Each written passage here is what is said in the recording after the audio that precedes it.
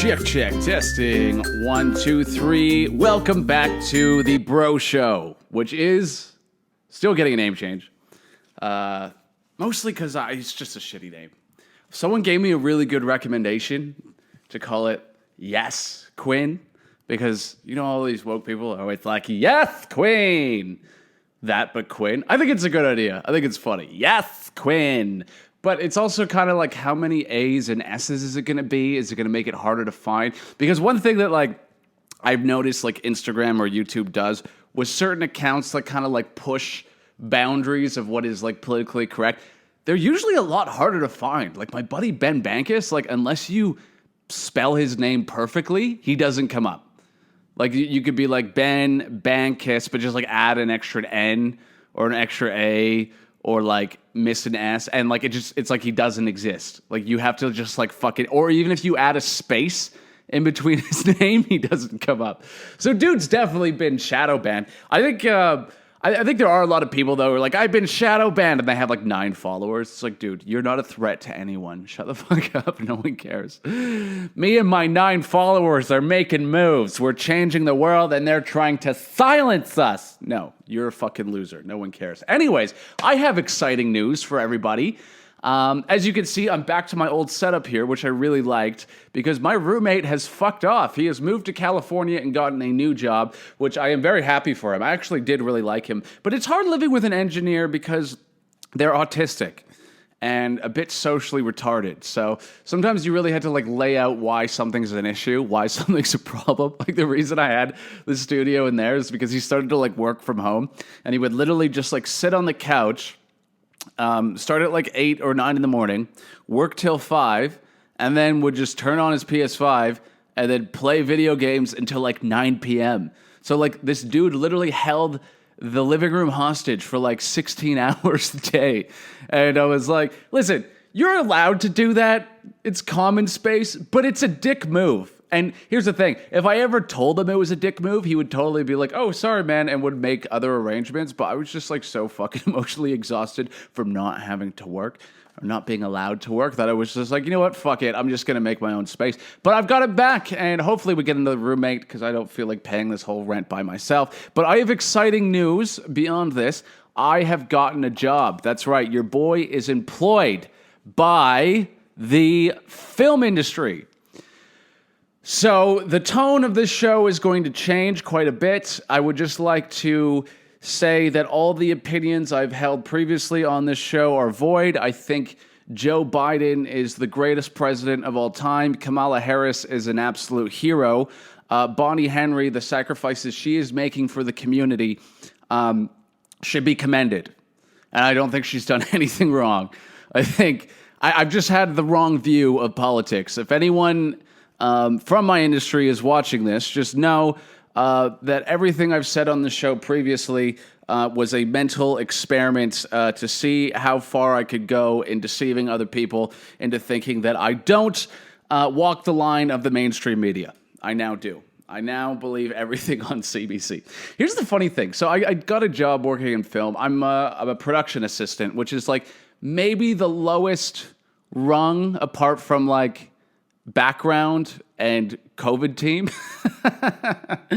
You know what I mean? But it's an important job. So basically what I do is, apart from like making sure that garbages are switched out, is like if they're shooting something, my job is to stand there and make sure no one walks into frame, walks into shot, right? So all the production crew, like the grips and the lighting department, are on different radio channels. We're on the channel with the assistant director and the director. So when they call cut, we yell cut. When they yell rolling, we yell rolling, to let the rest of the crew know. It's actually a pretty important job.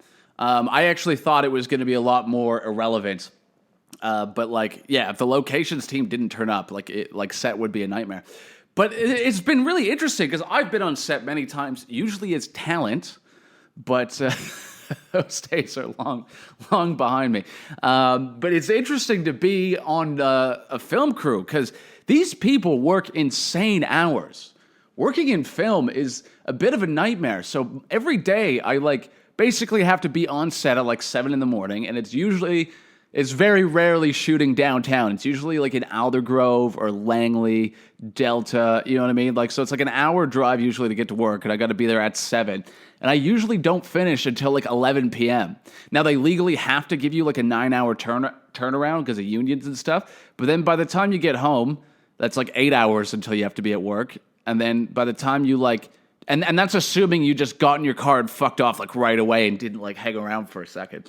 And then by the time you get home, it's like, man, unless you're like hitting the pillow as soon as you get home, you're probably getting like 4 or 5 hours of sleep, 6 max. So it's nuts, man. These people, and myself now included, work insane hours. I literally just finished my second week of an 80-hour work week. It's a lot. So I apologize if this podcast is incoherent nonsense, but we're gonna get into it today. You know what's funny? My one of my bosses said something interesting about the hours that we have to work in the film industry. He was like, "Yeah, basically, the industry has changed now, but it used to be that everyone was on cocaine or amphetamines. So our hours are basically designed around drug use to get through the day, which is why they'll do these 17, 18-hour days, get like 3 hours of sleep, and then do that all over again. Because it's like, oh, I'm tired. There we go. Just do a line, and I'm fucking good to go. I can tell the industry has changed because a lot of the crew is like very fat. So if they were on coke, they'd probably not be as fat. That's the weird thing about cocaine. It's like, it's not a bad drug if you want to lose weight. Not good if you want to have a relationship or a career or a productive life. But it's good for that, appetite suppressant. But yeah, working in the film industry, it's been fun. I don't know, with my NDA, I didn't actually read it. So I don't know how much I'm actually allowed to say publicly. I think I can say it's for Netflix, but really interesting. I have to get COVID tested like 3 times a week. And get this, my COVID test, I get my results in like 9 hours. 9 hours, I get my results of my COVID test. When the government tests me, I get my results in like 48 hours. And every day at work, I have to wear a face mask and a face shield. I'm telling you, Netflix is doing more to curb the spread of COVID than the fucking local government is here. This is what happens when there's no profit incentive. Because let's look at why Netflix would be so gung-ho at making sure COVID doesn't spread on set. Profit. If they have to shut down a multi-million-dollar production, even for one day, that's costing them a shitload of money. My first day on set, someone told me, like, when everyone's on set and cameras are rolling, it costs the production company around $3,000 a minute, right? Because like I'm the lowest on the rung, and before taxes, it's like $300 a day, right? The ADs and everyone else above me, you know, those guys are making like $1,000 a day. Shuttle drivers, like $1,000 a day. So they are dishing out major money. And if even one person on their crew gets COVID and it spreads, that whole production has to shut down for 2 fucking weeks. That would cost them millions. Now, what's interesting about the government is like, the reason they are doing these restrictions is profit, not profit incentive, but, you know, it's because they are the ones that foot the bill if someone has to go to the hospital and get sick. So at the end of the day, that's why they're so concerned about COVID. They don't give a fuck about you. Like if say COVID affected you in a way that didn't result in you having to be hospitalized, they wouldn't give a fuck. They'd just be like, oh, this is something you have to live with. But because people who get it, who are older, or maybe have pre-existing health conditions, end up in the hospital, the government is the one who ends up having to pay for that. And they don't want that system collapsing. So that's why they put the healthcare system before your ability to make a living. But we're going to move on from this. I don't want to just talk about COVID. Actually, I'm sorry. I do. I actually have something I really want to talk about. Oh, my God. I just want to say this. If you are someone who loves to tell... Okay, so if you are someone who is in love with COVID restrictions and rules and guidelines, and you follow them to a T, and you yell at everyone else to follow them, whatever. Like, it's annoying, but it's not the end of the world. But if you are one of these people, you better be beyond reproach when it comes to following them yourself. If not, please die. Now, I've had a very... I wanted to talk about this on the podcast, but now I kind of don't give a fuck, so I'm going to. A family member of mine over Christmas made a very large stink about me not being there, meaning they didn't want me to be there the hours that they were there because of the COVID guidelines. Now, this person has kids who I love very much, and one of the big upsides to me being stuck in shitty Vancouver was that I got to spend more time with these kids. And Christmas was a very difficult time because all stand-up had been closed and shut down. I was struggling mentally, and the one silver lining I could find was like, you know what? This will be my first Christmas I get to spend with those kids. And I was so happy. And this family member came in and said, no, I'm sorry.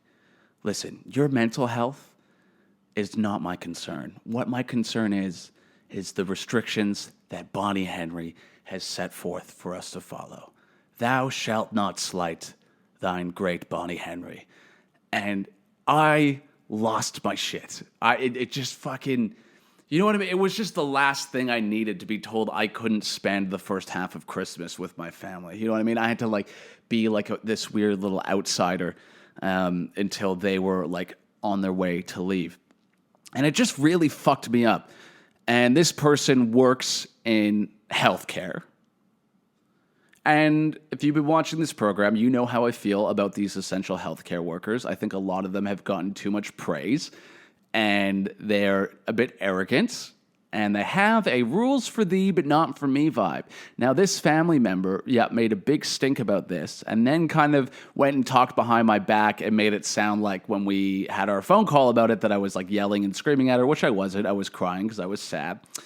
Anyways, I found out this family member went on a fucking camping trip with someone outside of her bubble a week ago. What the fuck? And her reasoning was, well, it says non-essential travel except for health reasons, and I needed to take this trip for my mental health. Well, I'm glad your mental health is essential, but mine wasn't on Christmas. Fucking hell, could these people get more insufferable? I'm telling you, I have no problem with you following the rules to a T, but you fucking better be following them yourself.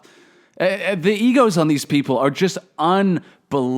Because, I do have friends that are Tim Dillon made a really funny thing.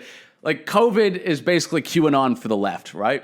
You know what I mean? These crazy conspiracy theories that, if you, leave your house for non-essential reason, you've killed someone's grandma in Texas, But, if you're going to be one of those people, I'm actually okay with that. But, man, if you were coming out and telling everyone else how to live, you better be following them yourself. And this person in my family is interesting because she's also a Christian, right? But she's a woke Christian. She started to become woke. And to me, I'm sorry, those two things don't go together. They just don't. I actually really like people with wacky belief systems. I find it endearing. I want to listen to people who believe crazy shit. I was hanging out with my family yesterday. They started talking about angels and demons fighting each other behind the scenes. To me, that's a bit wacky. But hey, I like that. I like wacky. I find that interesting and fun. But to have that belief and also hold these crazy woke opinions, like the white fragility opinions, it's just too much wackiness for me. And the fact that listen, it's fine to be I'm a Christian, this is my Bible, I believe the stuff in here. Cool. But to be I believe the stuff in here, but I also believe the stuff in this book over here, even though they completely contradict each other the entire time, is well, listen, you're just a bad faith actor. Listen, all you are now is someone that is just looking to where the tides are turning. This person works in healthcare and government, which, very similar to entertainment, is an industry that incentivizes you to have a certain set of beliefs to continue your career in a positive direction. So this family member basically just figured out what wokeness was when she got this job. Whereas this guy has been in entertainment since he was 15. I've heard all of these opinions for the last decade. I've believed them myself at some points and then gone, oh, wait, this is a little bit wacky. As soon as I read a book, I was like, oh, wait a minute, this is a little bit wacky. It's kind of nice because the rest of the family is starting to kind of just go, ooh, man, her opinion's not great. Which is kind of nice because I was kind of the black sheep growing up, so I am kind of enjoying this. Listen, when you go around telling everyone what to think and feel, they don't like it. What I'm doing here, I am screaming into a void. The people that will find this show will like it and continue to listen. And that's great.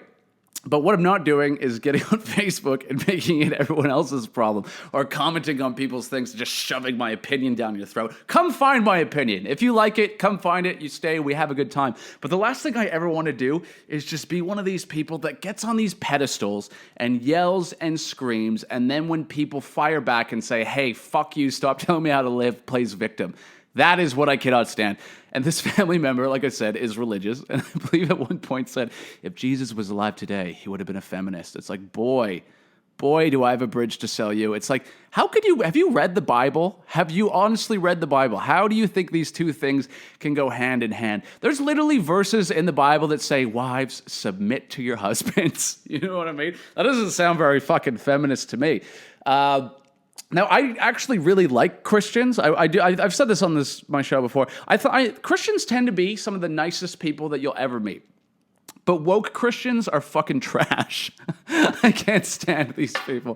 Just to have it's the same as hey, billionaires are evil, but also I like it when they regulate the speech I don't like, because I'm sure it will always be the speech I don't like. You know what I mean? It's these people believing in these conflicting opinions at the same time. And I think it's interesting, because the Bible was written a long time ago. I grew up in the church and had a hard time with it, just because every time I would try to be okay, I'm going to be a good Christian, I'm going to read the Bible, I would find something in there that would piss me off, but I had no desire to be one of the Christians that was like, oh, well, that's just because it's a long time ago, so I don't care. You can either be all in or don't. You know what I mean? Believe all of it or don't. I don't like this half-assed, oh, I'm a Christian, but I can still get shit-faced and do cocaine and have unprotected sex with multiple people, but I'm a Christian because I go to church on Sunday. I had no desire to be one of those people, which is why I just was like, you know what, this probably isn't for me.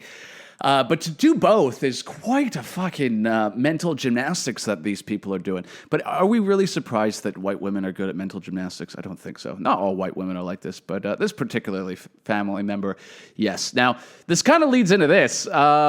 Next thing I wanted to talk about.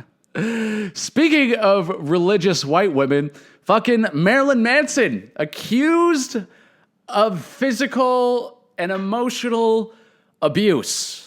Yeah. Why is anyone shocked by this? My favorite take on this whole thing is wow, the Christian housewives of the 90s are probably feeling pretty cocky right now, because they have been yelling and screaming that this guy is the devil for a very long time. And listen, I am not one of these people that when allegations first appear, that I just believe them word for word all the way through and think this person's a piece of shit, they should lose anything. I think everyone is entitled to due process. However, this is so not shocking to me. This is the least shocking thing that Marilyn Manson has ever done. To be accused of being a monster. If anyone, this is my favorite thing to see on Facebook right now, was seeing all of these very progressive, goth or emo people that love his genre of music, just be no, well, he would never, he's so intelligent and down to, no, the dude is fucked in the head. Did you not read his book? I did. I read his I was a fan. I read his autobiography. Dude found out that when he was a child, he found out that this is either his grandfather or his father found out that he had a cripple fetish. He broke into we'll just say his father. He broke into his father's basement, found a bunch of cripple porn, and his mom happened to be a cripple. Meaning he married his mom because he had a thing for cripples. Dude's fucked up. He had a part in his book where he found out that his mom cheated on his dad, and he threw a bottle of perfume at her and permanently scarred her, and he was like, I don't regret it, the bitch deserved it. He had another part of his book where he was considering murdering someone, literally to the point where he was stalking her every day, learning her schedule, and was I don't believe that, I believe that learning to take a human life is just another part of being human. Dude is fucked. That's why he was so good at his job. All these rock stars like Ozzy Osbourne and Alice Cooper, it was all an act, but like Marilyn Manson did the act way better than these guys did. That's why he's been able to sustain a career as like this fucking satanic rock god, because it doesn't look like it's an act. I mean, I don't know, man. I don't want to slander the guy here, but let's go through this article. I don't know. The fact that people are shocked is amazing to me. I should probably call my mom and apologize, because she was definitely all over the fuck Marilyn Manson train way before it was woke, you know. But to be fair, the Christian housewives hated Marilyn Manson for the wrong reasons. Now we're hating him for the right reasons. Okay, let's see. It is keynoted. Let's go to the top here. Insiders say Marilyn Manson's spooky persona has never been an act. Yes, water is wet. Marilyn Manson has been shocking fans for years with his onstage antics. Now, as assault allegations surface, insiders say it's hardly an act. In his keynote address for the 1997 College Music Journal Music Marathon, Marilyn Manson, whose controversial Antichrist Superstar album debuted at #1 on the Billboard charts earlier that year, took a moment to discuss his inspiration. The character Lucifer in the Bible is to me a hero because he got kicked out of heaven when he wanted to be God, Manson told the crowd. Plenty of rock stars pretend to have sympathy for the devil, but sources say that for Manson, it wasn't an act. Like, yeah, did no one read his autobiography? It was fucking great. It was disturbing, but none of this is a shock to me.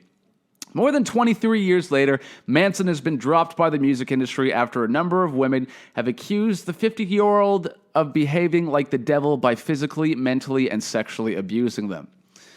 Evan Rachel Wood said, he started grooming me when I was a teenager and horrifically abused me for years. I was brainwashed and blackmailed into submission. I was brainwashed and manipulated into submission.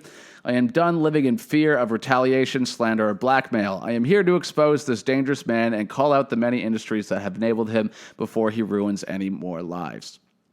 Now, I don't know how I completely feel about this, because I've seen this before where like a number of someone's exes band together like behind the scenes, and they're like, okay, we're all going to come out together. You go out first, accuse him of abuse.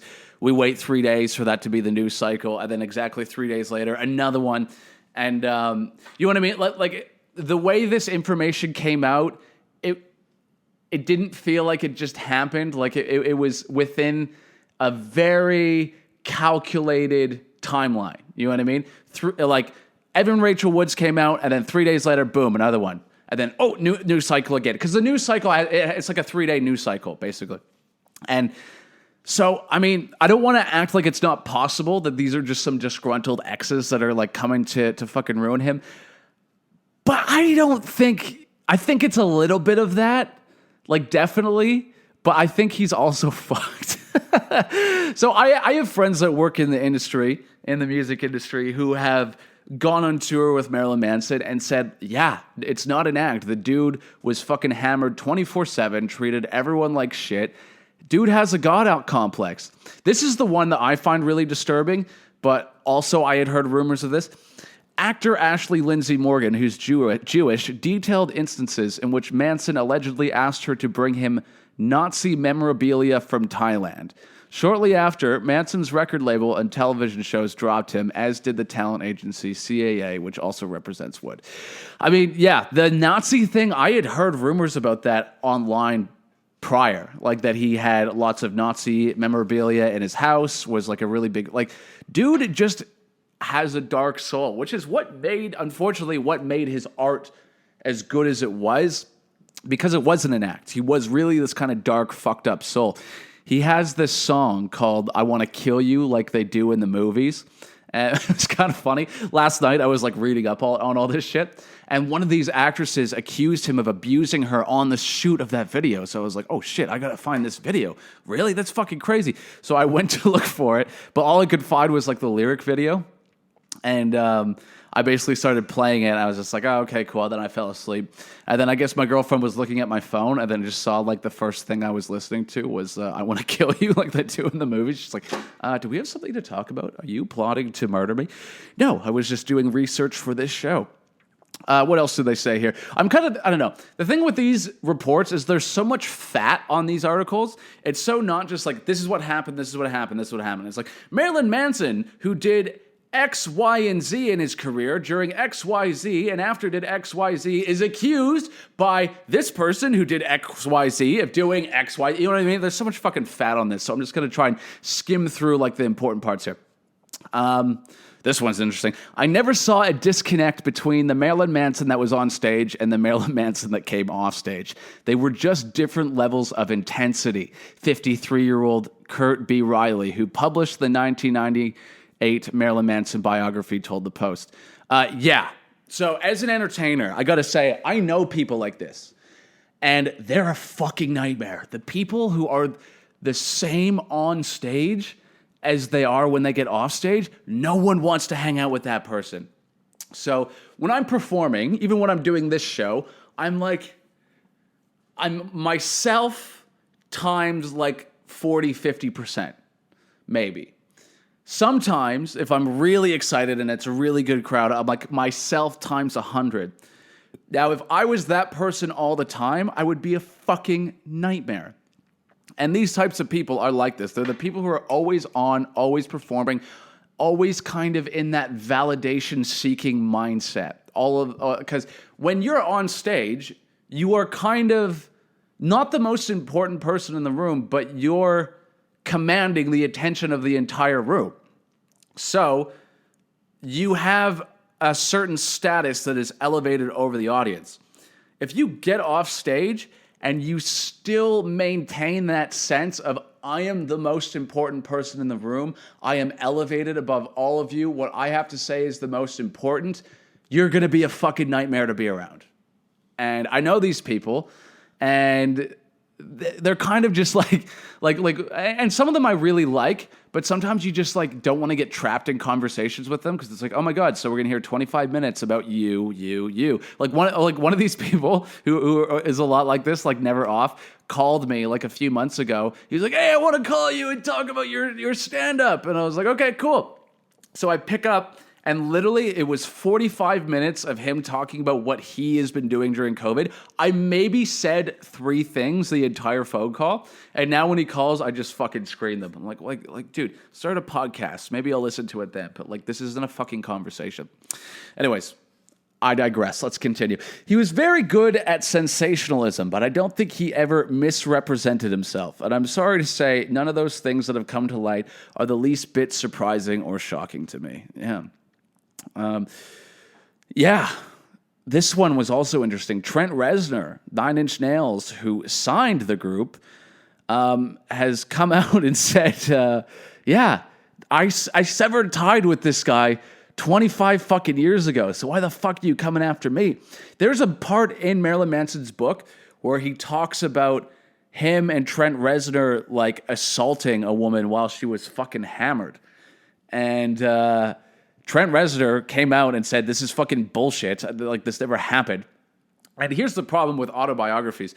You don't remember okay, try and think of a conversation you had last week and see if you're able to remember the details like word for word. Like I said, hello, how are you? They said, I'm not doing good. I said, oh no, why is that? Like all the way through. But in a biography, they'll have like 3 pages of like dialogue of someone talking back and forth. I guarantee no one remembers word for word what was said, let alone something that happened 10, 20 years ago. So what they basically do is they remember like the gist of something that happened, and then they get another writer to like fill in the blanks and make it even more juicy, which makes for a good read, but it doesn't really make for like a very authentic read. Like, so I feel bad for Trent Reznor that he's been dragged into all of this. But what's sad about this is like Marilyn Manson was a bit of a free speech hero, you know? Because, like, dude was canceled before canceling was woke, right? When it was the Christian church moms, which my generation has since turned into, back when it was like, hey, we can't allow this guy to play because he's ruining the minds and souls of our children, you know? He's going out there and he's poisoning. And you know what? It was conservatives because, like, you know, he would come out and he would wipe his ass with the American flag, which is fucking hilarious. You know what I mean? I think he was against He was he was like pro gun control, so conservatives hated him, and he was even not. I think he was. Let's see, does it say here? Look at this. Yeah, still, Manson remained unwelcome in various corners of the nation. He ripped up a Book of Mormon in front of a Utah audience in 1994, which got him banned from playing in the state. In 1997, venues in Idaho, Alaska, Massachusetts, and Texas canceled concerts, and South Carolina paid him $40,000 not to play there. That's fucking amazing. It's sad, when you see your heroes get fucking torn down like this. But sometimes accusations come out where I go, I don't really buy it. I can see the holes in your story. I can see the incentivization for you to do this. I'm not really buying it. But this one, I don't know. As a dude who's been a fan of this guy and followed his work, I always got the sense that, dude's got a lot of darkness in him, and it wasn't totally an act. Which kind of makes the Johnny Depp thing a little bit disturbing, that they were such good friends. But I don't want to come down on one side of the aisle or the other. I'll wait till see if more evidence comes out that this is true. Because especially with actresses, when like, well, look, this actress cried about it on the news. She couldn't be lying. Dude, it's her job to lie. That's what acting is. It's your job to lie and pretend you're another person. You know what I mean? If some fucking bartender comes out and cries about it happening, maybe I'll be more convinced. But that being said, I'm really all over. I'm really refusing to land in one spot on this. So here we go. In his 1999 autobiography, The Long, Hard Road Out of Hell, which I wrote, co-written by Neil Strauss, the guy who wrote the game, good book, Manson admitted to smashing his mother in the face with a glass perfume bottle. Not only did the shards leave her permanently scarred, but Manson said he felt no regrets since he suspected her of cheating on his father. She just cried, and I never felt sorry for her, he wrote, adding that he hit her, spit on her, and tried to choke her. Jesus, dude. Look at these people. They look like nice people. The inflammatory autobiography also included details alleging Manson and Reznor physically and sexually assaulted an inebriated woman in the 1990s. So that's the thing. I read this book a really long time ago. And so I didn't really remember exactly all of the content, but it's the vibe of the book stuck with me enough that when these allegations came out, I wasn't like, oh my God, this is an innocent man. I mean, look at this guy. Come on. But Christians, you were right. I'm going to give one to you. I'm going to give you one to the Christians. Now, like I said, we don't know if this is for sure, but I'm leaning towards it is. But I don't know what else. Since doing these 80-hour work weeks, my mind is all over the fucking place. And I'm going to apologize again if this podcast was an incoherent mess of a nightmare or not that funny or just rambling.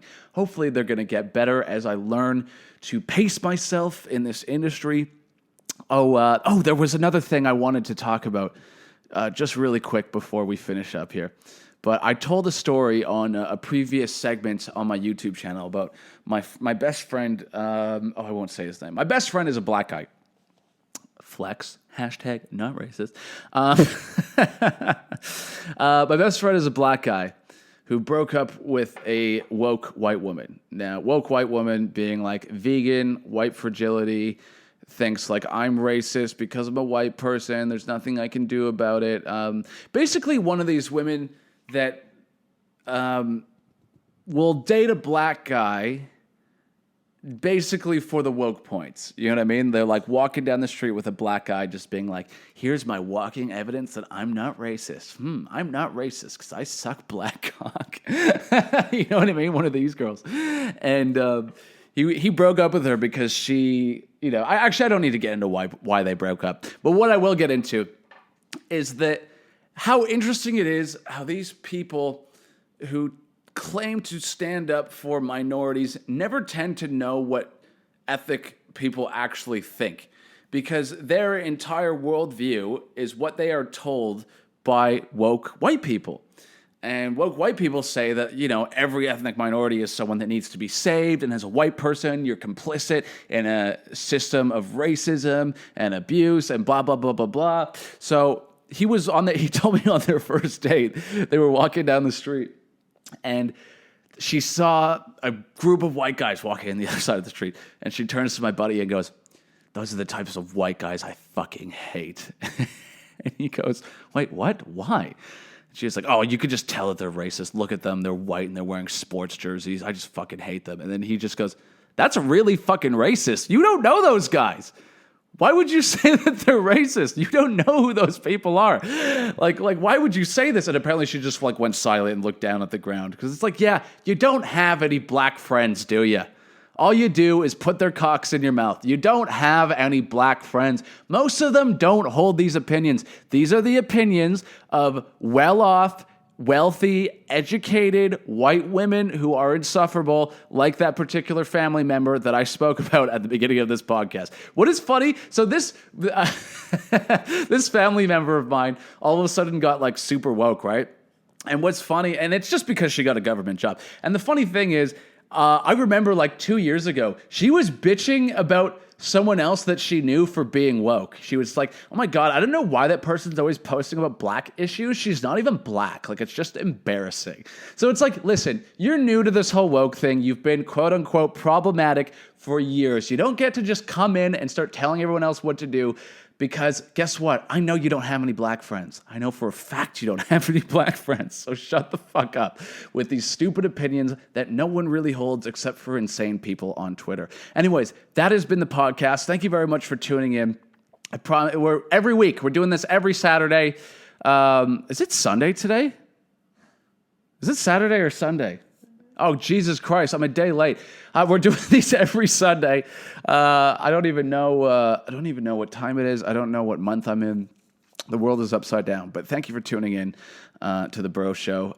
Maybe soon to be called Yes Queen. Hope you enjoyed it. Have a great day and a beautiful life. Stay woke. Thank you.